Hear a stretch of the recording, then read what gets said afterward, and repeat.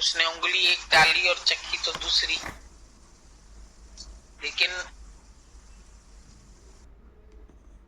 वो देखा नहीं बच्चों ने। उन्होंने खाली जो उंगली डाली वही चक्की। तो कड़वा घोल था। कड़वा घोल तो सहना मुश्किल ही है। अब ज्ञानी को वही बात कड़वी क्यों नहीं लगती है? जो बात तुमको कड़वी लगती है, ज्ञानी को उसमें कलाकारी नजर आती। मेरी प्रकृति की कलाकारी है ना। मैं पुरुष और ये सब मेरी प्रकृति है, ये सब मेरी माया है। और ये माया मैंने ही अपने संकल्प से रची है। मैं ही बना हूं सब। तो मैं अपने से कैसे डर सकता हूं? मैंने आंख खोली, मैंने जगत देखा, मैंने संकल्प किया कि जगत है, तो जगत दिखाई दिया। फिर संकल्प किया, लय कर दिया। जगत नहीं है, जगदीश है, तो जगदीश दिखने लगा। किसी की बुराई नहीं देखी, उसकी बुराई से भी भलाई ढूंढ के निकाली, तो निकल आई। अच्छा और बुरा ये हमारी नजरों का दोष है या वास्तव में है? नजरों में तेरी दोष है दुनिया निहारता। एक ही लाइन है ये, लेकिन इसमें पूरा ब्रह्म ज्ञान है। नजरों में तेरी दोष है जो दुनिया निहारता, पर समता का अंजन डाल लो तो हो गया भजन। जब सब में समभाव देखा, सब रूप में मेरा गुरु है, सब रूप में मेरा परमात्मा है, उसी की लीला हो रही है और मैं लीलाधारी। मैं इस शरीर द्वारा भी जो लीला हो रही है उसको भी देखने वाला हूं।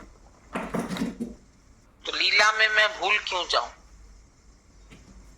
ये पार्ट मैंने ही अपने को दिया है। ये शरीर मेरा पार्ट करता है, पर इससे पार्ट करवा तो मैं ही रहा हूं। इससे भी मैं करवा रहा हूं, इससे भी मैं करवा रहा हूं, सबसे सब अपना अपना पार्ट प्ले कर रहे हैं। जब जिसका पार्ट पूरा होता है, तुम देखो उसमें से फिर उस एक्टर को निकाल दिया जाता है, फिर दूसरे एक्टर को फिट कर देते हैं। बीच में मर गया, बीच में एक्सीडेंट हो गया, तो वो एक्टर का पार्ट पूरा हो गया। पर अगर वो हीरो होता है ना, तो फिर उसका डबल रोल दिखा देते हैं। बेटा ही वो बन के आ गया। जो पहले बाप दिख रहा था, फिर वो बेटा दिखने लगा। वो मर गया बाप एक्सीडेंट में, तो जो बेटा उसको हुआ था वो छोटा, वो बड़ा होके तो उसी की शक्ल का बन गया। एक पिक्चर में दिलीप कुमार के 4 रोल थे, राजेश खन्ना के 2 रोल थे। पहले बाप था, फिर बेटा बन गया। जवान था तो मूछें नहीं थी, बुढ़ा था तो मूछें हो गई। ऐसे ही दिखाते हैं ना, थोड़ा सा डिफरेंस दिखा देंगे, लेकिन शक्ल तो वही है। तुम देखने वाले तो कहेंगे ना यही हीरो था। शुरू में ही कहेंगे अरे हीरो मर गया तो पिक्चर क्या होगी? हीरो के आधार पर तो पिक्चर है। तो तुम मैं हीरो, तो मरने वाला है नहीं। तुम्हारा एक पार्ट खत्म होगा, फिर दूसरा पार्ट है। या तुम सत्संग सुनने का पार्ट करते, तो अपने घर में तुम बिजनेस का पार्ट करते, वहां तुमको काम करना पड़ता है, वो भी एक पार्ट है। और उसको भी पार्ट करके देखोगे तो तुमको दुख नहीं होगा, वहां भी खेलोगे, वहां भी अपना स्वरूप अंदर में याद है। ये मैंने पार्ट इसको दिया है, पर मैं ये नहीं हूं, ये मैं कर भी नहीं रहा, ये हो रहा है। नौकर करता है, मैं नहीं करता हूं। 10 इंद्रियां मेरी नौकर है और मेरी 10 इंद्रियां अपना अपना काम करती रहती है। पर नौकरों से भी सही काम लेना वो भी तो मेरा धर्म है ना। अगर नौकर आलसी होकर के बैठ जाएगा तो फिर उसको तो हड़काएंगे भी। अबे उठ कर काम, हरामखोरी में खाएगा रोटी।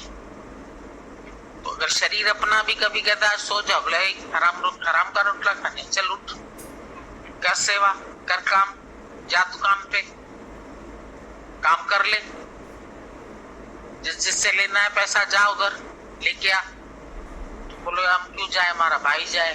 नहीं, ड्यूटी तेरी है, तेरे को जाना है, भाई को छोड़ो, उसका आधार नहीं रखो, फिर निराधार हो जाएगा। मन से बात करो ना, साक्षी होगी, तुम उससे अलग है। आज घर में भीड़ आ जाती है, हम कहते हैं शादी है तो भीड़ आ गई। शादी के लिए हम पहले ही प्रिपेयर होते हैं, पहले ही अनाज लेके रखते हैं, पहले ही गेहूं बिन के रखते हैं, पहले ही खाना लेके, सब दालें लेके मसाले लेके रखते हैं। भाई शादी होने वाली है 16 तारीख को, तो वो सब इकट्ठा करना ही है। फिर मेहमान आ रहे हैं, कार्ड खुद ही देने जाते हैं, इन्विटेशन, तो सारे मेहमान आ जाते हैं। तो अभी भी जो जो तुम्हारे घर में आते हैं तुम समझो तुम्ही ने इन्विटेशन दिया है, उनको बुलाया है, आ गए ये सब तुम्हारे घर में। तो खा पी के जब जाएंगे तो थैंक यू वेरी मच, आप आए, आपने हमारे कार्यक्रम की शोभा बढ़ाई। उनको उल्टा गिफ्ट भी देते हैं, भाई मौसी आई है उसको साड़ी दो, वो आई है तो उसको अंगूठी दो। तो उनको सब कुछ दे के विदा करते हैं और फिर देखते हैं उनके चेहरे पर भाई सेटिस्फेक्शन है, जो चीज मैंने उसको दी उसको वो पसंद आई। अगर नहीं आई है पसंद, उसको बदल के दूसरी चीज दो जो उसको पसंद आए। वो भी नहीं पसंद आए, उसको कैश चाहिए तो उसको कैश दे दो। लेकिन जो जाए तुम्हारे घर से तो खुश होके जाए, उसके चेहरे पर प्रसन्नता हो। ये तुम्हारा काम है देखना। जिनके साथ रहते हो वो तुमसे खुश है, उनकी एंजॉयमेंट कराते हो, उनको भजन सुनाते हो, उनके साथ बैठते हो, उनको अच्छा लगता है तो उनका प्रश्न सॉल्व करो, उनके साथ मौज करो। तुमने जितने दिन ज्ञान सीखा है, समझा है, तुम उनको बैठ के सुनाओ, प्रोग्रेस करो। नहीं चाहिए उनको तो फिर अपना मनन करो। हर बात में खाली ये सोच लो कि मुझे हर बात में अपना आनंद नहीं खत्म करना, सिर दर्द नहीं करना। जो उलझ जाते हैं ना, जब समझ गए तो फिर उलझे क्यों? जब नहीं समझे तो उलझते, पर जब समझ गए, एक बार गुरु की समझ तुम्हारी समझ हो जाए। गुरमति रंग माण, गुरु की मति का रंग ले जाओ और गुरु की मति से चलो। समझ, यह मति कहां से पाई साधु, गुरु ने ये मति बताई साधु, गुरु ने मत बताई। दृष्टा दर्शन दृश्य त्रिपुटी से न्यारा हूं। गुरु ने क्या समझ दी कि ये दृष्टा, ये दृश्य, ये दर्शन, दृष्टा दर्शन दृश्य त्रिपुटी से न्यारा हूं। मैं ही हूं ना, देखने वाला मैं, करने वाला मैं, दृश्य मैं, सब मैं बना हूं। जब सपना देखा एक फिलोसोफर ने कि मैं दूसरे फिलोसोफर से हार गया बहस में, तो उसको बहुत दुख हुआ क्योंकि हमेशा उससे जीतता था। फिर सारा दिन उदास रहा, आज मैं हार कैसे गया, आज मैं हार कैसे गया। सुबह से शाम तक दिमाग पागल रहा उसका। शाम को सोचने लगा कि सपने में वो आया थोड़ी था, जो सपने में उसने जवाब दिया वो भी तो मैं बना था ना। मेरे ही विचारों ने उसका रूप लेके संकल्प में मेरे को सपने में उतर दिया। तो सपने में जो वो दूसरा फिलोसोफर मैंने देखा वो कौन था? मैं ही था। तो जब मैं ही था तो मुझे क्या परेशानी, मैंने ही तो उत्तर दिया अपने को। तो फिर हारने वाला भी मैं तो जीतने वाला भी मैं, उस रूप में जीत गया मैं, तो ये एक से अनेक कौन बना है? मैं। अगर जीता तो मैं, हारा तो मैं। कोई हार नहीं, कोई जीत नहीं। हम प्रेम नगर में रहते हैं और जो बना है सो सहते हैं। यहाँ शादी गमी की रीत नहीं। किसी ने कहा देखो दुकान पे हम 2 भाई हैं, 3 भाई हैं, हम सारा दिन मेहनत करते हैं, हम सारा दिन कमाते हैं, और वो जल्दी से लेके चला जाता है, ऐश करता है उसमें से। तो सारा दिन काम तो मैं करता हूँ, मन अहंकार तो करता ही ना, मैं कर रहा हूँ और वो मौज ले रहा है। तो मैंने कहा आपसे ज्यादा तो शायद नौकर करते होंगे काम, जो आपके दुकान पर होंगे। आप तो बैठे बैठे उनको ऑर्डर देते हैं खाली। बोला हाँ। तो मैंने कहा फिर तो नौकर को ज्यादा पैसा मिलना चाहिए। तो काम करते वो खाता है, क्योंकि वो भी सेठ है, तुम भी सेठ है। नौकर बेचारा कर रहा है, वो तो कुछ नहीं कह रहा है, वो कहता है शुक्र है काम मिल गया, नौकरी मिली है, 4000 मिला है, 5000 मिला है। तो तुम तो बहुत ज्यादा लेते, वो तो 4-5 हजार ही लेते हैं, तुम कितना लेते हैं? तो बहुत ज्यादा लेते हैं उसी से। और जब मन पड़ता है भाई हमारे पास ये अच्छा आया है, चलो फैमिली के लिए भी ले जाते हैं, ये चीज घर में ले जाते हैं, तुम तो मालिक हो गया। तो तुम क्यों परेशान होते कि हम कर रहे हैं मजा दूसरा ले रहा है? हम कह रहे तुम भी नहीं कर रहे हो, कर और रहे हैं, मजा तुम ले रहे हो। ये बात तो कभी हमारे ध्यान में नहीं आई।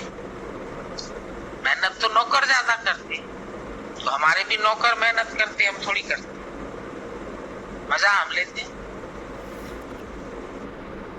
शरीर हमारा नौकर है, मन हमारा नौकर है, इंद्रियां हमारी नौकर है।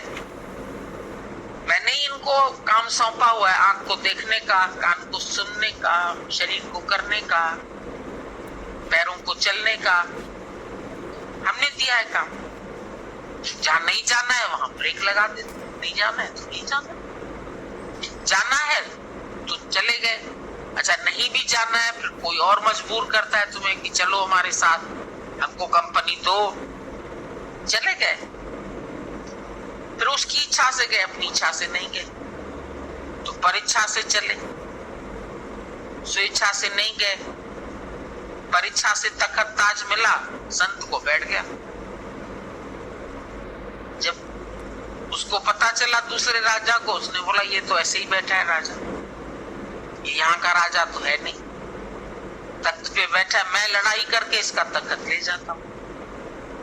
अब इसको पता चल गया संत को बेचारे को, भाई ये हमारा राज्य लेने आ रहा है। उसने उसको बुलवाया, तुमको राज्य चाहिए ना?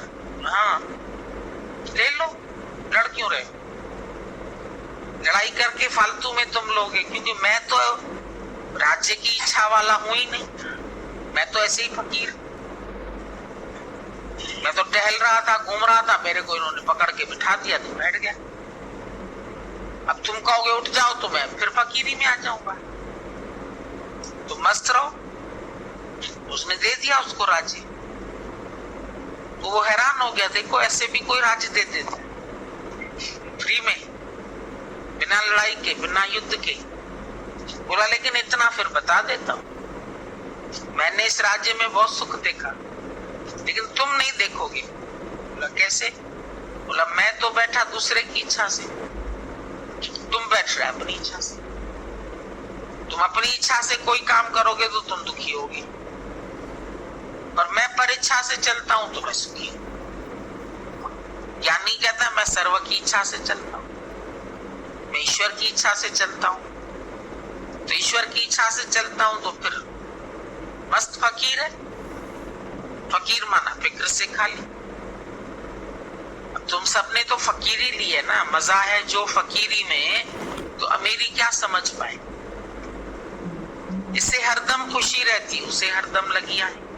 जब फकीरी ले ली तो फिर क्या दिल की? फकीर को रोटी लंगोटी की कभी कमी होगी नहीं, ये हम लिख के दे देते, इतना तो मिलेगा।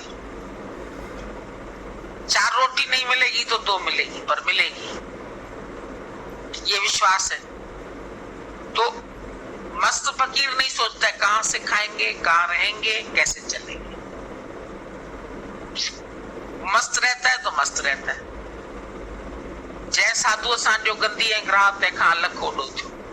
अगर हमने ये सोचा कि रोटी कहां से मिलेगी, रहेंगे कहां, खाएंगे कहां, तो फिर तेरे से अल्लाह बहुत दूर है, फिर अल्लाह नहीं मिलेगा। तुम अल्लाह भी चाहते, पुलाव भी चाहते, या अल्लाह मिलेगा या पुलाव मिलेगा, दोनों में से सोच लो। हमें भागना भी नहीं है, संसार से रहना भी है। तो गाली ताना खाएंगे पर गुरु परवारी जाएंगे, भूखे पड़े सो जाएंगे, चलो नहीं मिला तो पानी का गिलास पी के सो गए। रोजा भी तो रखते हैं, जिस दिन नहीं मिलता है तो कहो रोजा रखा है। मुसलमानों में ये एक कंपलसरी होता है रोजा रखना, चाहे मुसलमान हो, चाहे उसमें राजा हो, चाहे गरीब हो, चाहे गृहस्थी हो, चाहे फकीर हो, सब रोजा रखते हैं। 1 महीने तक पूरा भूखा रहते हैं और उसमें 5 नमाज अपनी पढ़ते हैं। उनका नियम टाइम बिल्कुल फिक्स होता है। अगर तुम ग्राहक खड़े भी है ना, उसका टाइम हो गया नमाज का, तुमको नहीं अटेंड करेगा, वो अपनी नमाज पढ़ने बैठ जाएगा। तो वो नियम टाइम से चल के, कायदे से रह के अपने मन को नियम से चलाना सीखते हैं। और भूखा इसलिए रखते हैं, ये रियलाइज करो कि जिनके पास कभी रोटी नहीं मिलती होगी, उन बेचारों के अंदर कैसे भूख लगती है, उस भूख का अनुभव करो। इसलिए उनको 1 महीना दिखाते हैं कि कभी तुम्हारे आप सामने भी कोई ऐसा व्यक्ति आ जाए जिसने रोटी नहीं खाई है, तुम खाना खा रहे हो तो उसको भी खिला दो 1 रोटी, 1 तुम खा। अगर वो दोनों मांगता है तो दोनों दे दो। उस रूप में भी भगवान खा रहे हैं। जिन दिखा रहे थे उसका साईं बाबा गधा खड़ा है, गधे को भी खिला रहे हैं। लोग बोल रहे तू खा, तेरे लिए मीठी रोटी बना के आई हूँ बाजरे की, तू खा। कहता उसको भी तो भूख लगी होगी, उसको भी खिला। तो संत का क्या स्वभाव, तो गधे में भी आत्मा दे।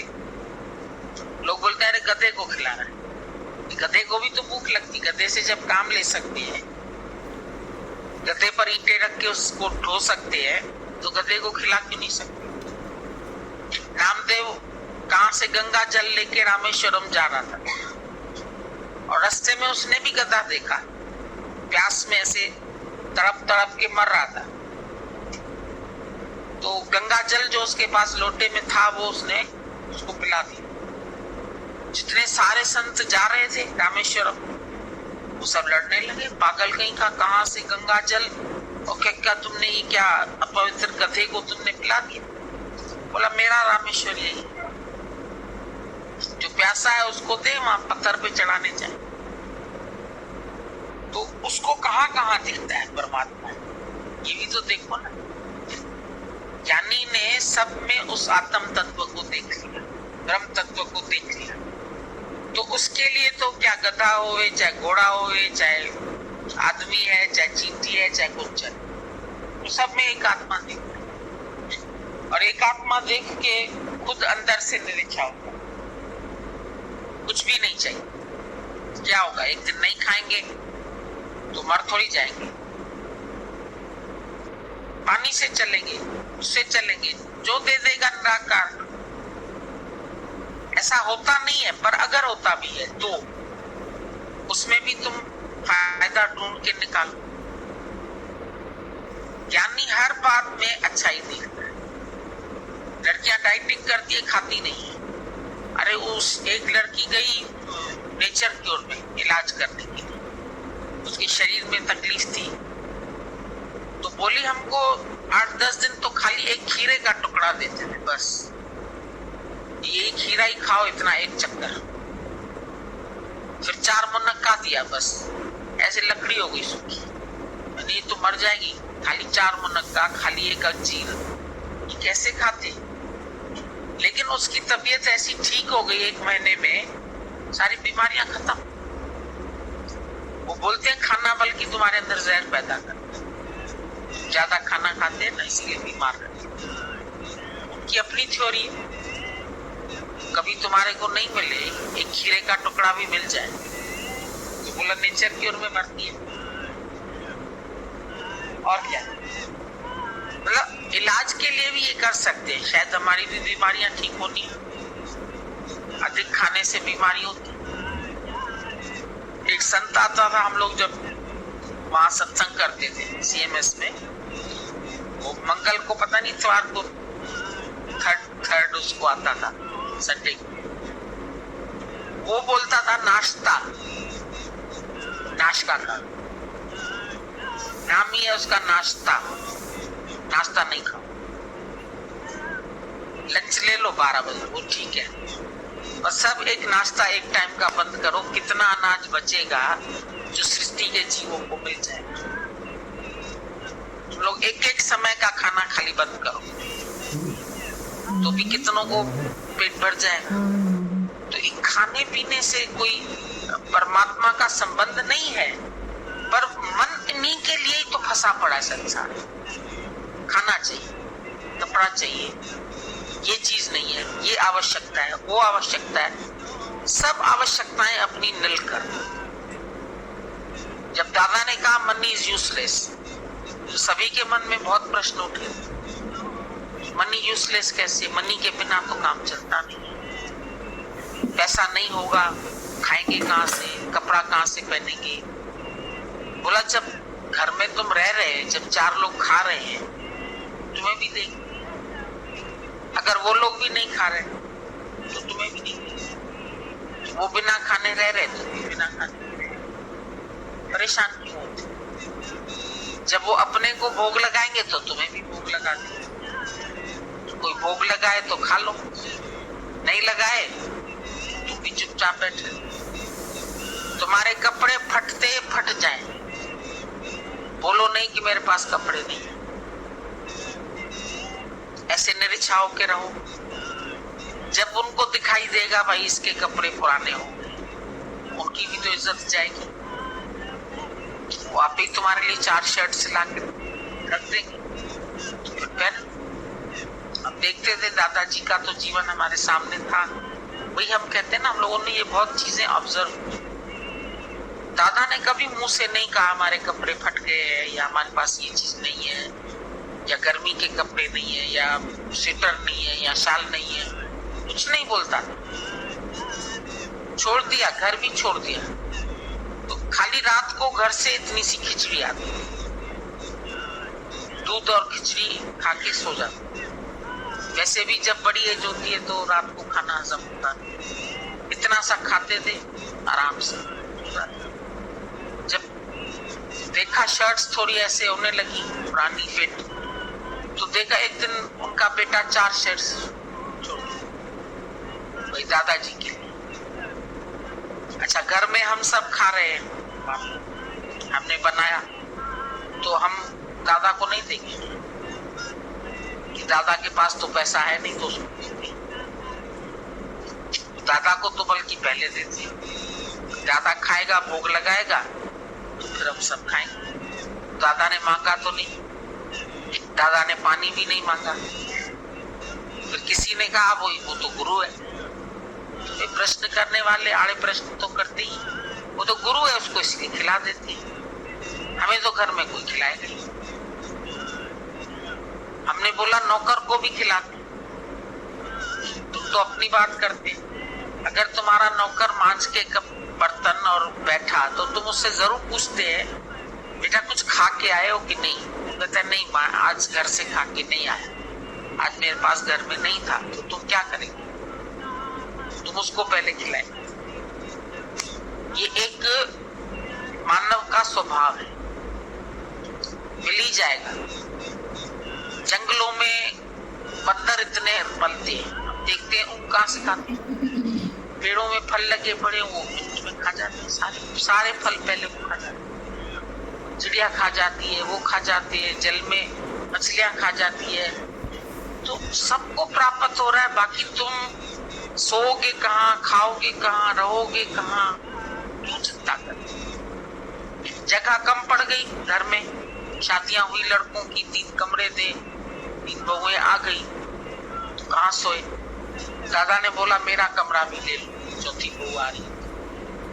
मैं तो बालकनी में सोता, बालकनी में अपना बिस्तर लगा के, चारों तरफ बारिश पड़ती थी तो पॉलीथिन लगा दी और सो गया। आपको जरूरत ही नहीं है ज्यादा जगह, अपने पैर से कोड़ लो। अब पैर फैला के चलोगे, शान से चलोगे, हमें ये भी चाहिए, वो भी चाहिए, साबुन भी चाहिए, तेल भी चाहिए, कंघी भी चाहिए, पाउडर भी चाहिए, अच्छे कपड़े भी चाहिए, सत्संग करने जाते हैं तो बढ़िया पहन के भी जाएं, तो फिर नहीं मिलेगा तो मन छोटा भी हो नहीं। और अगर मिल रहा है तो ठीक है, नहीं मिले तो मस्त रहो, बोलो उसमें क्या है, कौन सी बड़ी बात। फिर हो सकता है तुमको सत्संगी ऑफर करें, उनका भी उनके पास छोड़ा, नहीं चाहिए तुम्हारा, जो इस शरीर की प्रारब्ध। गीता भगवान यहाँ रहते थे, अच्छा उनका शरीर ऐसा था कि उसको प्रोटीन की, इसकी उसकी आवश्यकता थी। तो जैसे घर में साधारणतया किसी को पता नहीं था, खुद ही वो करते थे, तो ऐसे ही 1 कप पी लिया दूध तो पी लिया, नहीं तो नहीं पिया। एक दिन बना के लेके आए माता, उसी माता का घर पास में था, पिस्ता बादाम ये वो डाल के अच्छे से गिलास बना के दूध का लेके गीता भगवान को दिया। मैं ये क्यों लाई हूँ, तो ऐसे ही हमारा मन किया, माँ जाप लगा रहे पियो। लग क्यों, तुमने क्या समझा है, मेरी प्रारब्ध जब इस घर में है तो क्या मेरे को यहाँ नहीं मिलेगा, मेरे को बहुत मिलता है, जो मेरे शरीर के लिए उचित है वो मुझे यहाँ मिलता है, मैं किसी और पर आधार क्यों रखूं। जो मेरे घर में मुझे मिलेगा वही खाएंगे, वही पहनेंगे, वही पिएंगे। वो गिलास उठाया उन्होंने बालकनी से ऐसे करके नीचे गिरा उसी के सामने, इसके बाद ये कभी ले नहीं आए। अगर एक बार पी लेते हैं ना तो दोबारा भी लेके आते। कोई भी चीज ऐसे लेके जाता था, उठा के उसकी बालकनी से फेंक देते। तो ब्रह्मज्ञानी का इतना निरीक्षापन जब कोई देखता है, तो ये भी तो हम लोगों ने देखा कि वो किसी और के माया में भी आंख नहीं रखते, उसको चाहिए ही नहीं किसी से, क्योंकि अगर हम इनका दिया हुआ खाएंगे तो इनको ज्ञान नहीं लगेगा। ये हमारे दादा का उसूल। लड़की पर जब शादी कराई तुमने, जिस घर में दे दी, उस लड़की के घर का तुम पानी नहीं पियो, क्योंकि तुमने दान दिया है, जहां वहां से लियो नहीं। तो ज्ञान का दान तुम जिनको देते हैं उनसे फिर तुम लेते, उनसे अगर तुम खाएंगे पिएंगे तो तुम्हारे शरीर में ताकत नहीं आएगी। इसलिए तो दादा ने कहा कि अपना अपना घर सबके लिए बहुत ठीक है। अपने घर में चाहे सूखा मिले, रूखा मिले, डांट मिले, फटकार मिले, प्यार मिले, नहीं मिले, तुम शांत भाव से उसको स्वीकार करो, परीक्षा दो ना।